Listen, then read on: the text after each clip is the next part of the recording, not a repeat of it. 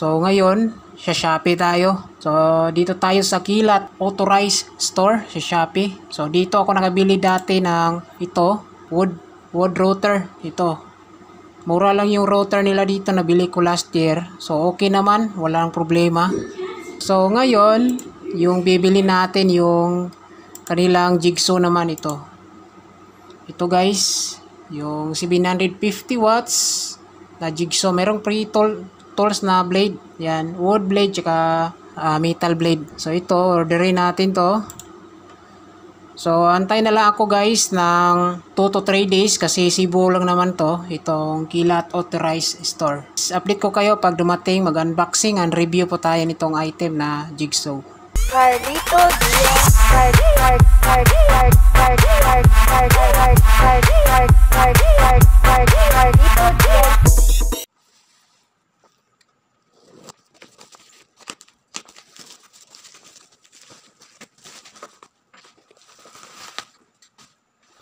What's up guys? Welcome back sa ating panibagong video.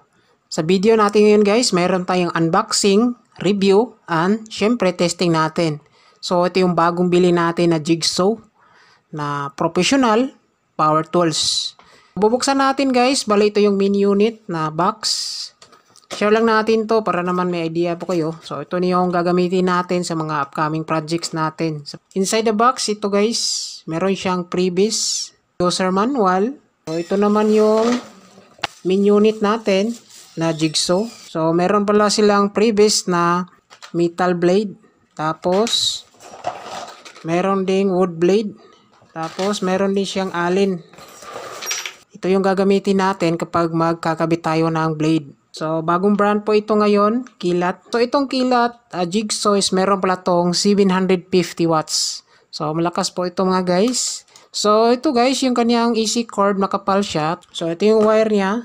So around 1 meter and 1/2 yung haba. So kagandahan dito guys sa kanyang handle is meron po siyang plastic dito, no?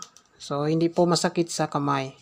Tapos kagandahan dito is malaki yung kaniyang power switch. Ayan. So madali lang siya pindutin. Ito yung sa harap niya guys, meron po siyang cover. Ayan. Nandito yung lagayan ng blade natin, no? Guys, pwede po siya sa 200 to 240 volts.